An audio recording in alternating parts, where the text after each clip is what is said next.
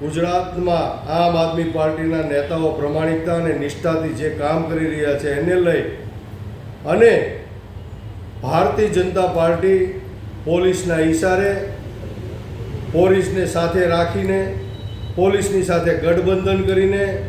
ગુજરાત પોલીસના ઉચ્ચ અધિકારીઓને સાથે રાખીને આમ આદમી પાર્ટીના નાનામાં નાના કાર્યકરથી લઈ મોટા હોદ્દેદારોને ટાર્ગેટ કરી, એને પરેશાન કરી, હેરાન કરી, ખોટા કેસો કરી, એની સાથે ગુંડાઓને ઝઘડા કરાવી અને ગંભીર અને જે કહેવાય ગંભીર ગુનાઓ કહી શકાય એવા ગુનાઓ દાખલ કરી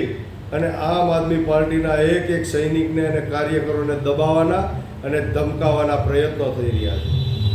પરંતુ મિત્રો, મારે આજે તમને કહેવું છે કે જ્યારે આવનારી ચૂંટણીઓ આવે છે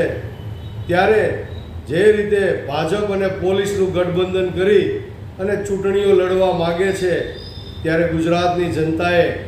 મન બનાવી લીધું છે કે હવે આ તાનાશાહી, આ હિટલરશાહી અને આ દાદાગીરીથી ગુજરાતની જનતા ત્રસ્ત આવી ગઈ છે. ત્યારે આવનારા દિવસોમાં આ તાનાશાહીથી કંટાળીને ગુજરાતની જનતા આમ આદમી પાર્ટીને 100% આશીર્વાદ આપવાની છે. જય હિન્દ, જય ભારત, જય જય ગરવી ગુજરાત.